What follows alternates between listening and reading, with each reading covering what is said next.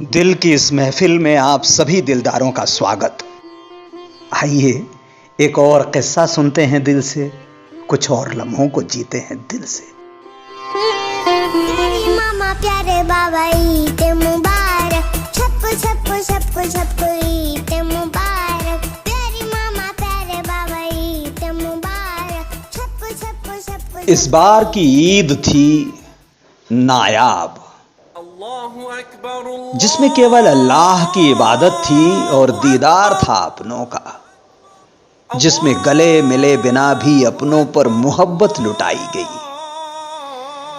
جس میں مسجدیں خالی تھیں اور گھروں میں نماز ادا کی جا رہی تھی،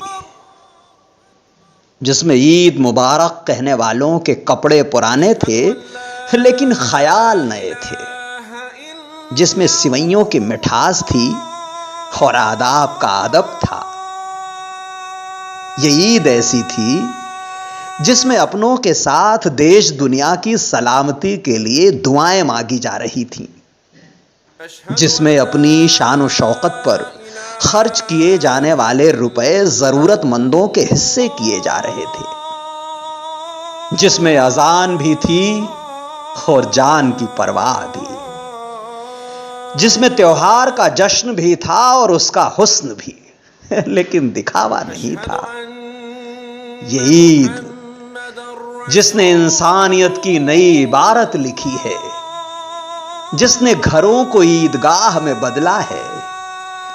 جس نے عبادت گاہوں کو نئے انداز میں سجدہ کیا ہے۔ ہو سکتا ہے کہ کبھی ایسا وقت آیا ہو جب رمضان کے پاک مہینے میں اتنی بندشوں کے بیچ روزے رکھے گئے ہوں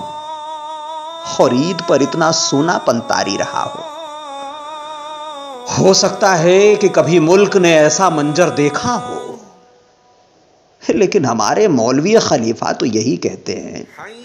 کہ یہ پہلی دفعہ ہے جب انسانیت پر اتنی مشکل آئی ہے، یہ پہلی دفعہ ہے جب نظروں نے دعائیں مانگی ہیں اور نظروں نے ہی دعاؤں کی برسات کی ہے، یہ پہلا موقع ہے جب بچے ایک دوسرے کی طرف دوڑے ہیں لیکن پاس آ کر دونوں نے ایک دوسرے کو اپنی باہوں میں نہیں بھرا ہے، بس مسکانوں سے ایک دوسرے کا استقبال کیا ہے۔ پہلی بار دعوت نامے نہیں بانٹے گئے، پہلی بار دسترخوان آلے پر رکھا رہا، پہلی بار بچوں نے عیدی کی ضد نہیں کی، پہلی بار چھوٹی بہنوں کے گھر سوئیاں نہیں پہنچی، پہلی بار بازار سنے تھے لیکن دل گلزار تھا۔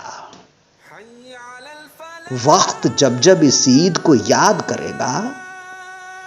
تو بچوں کی بلائیں لے گا اور کہے گا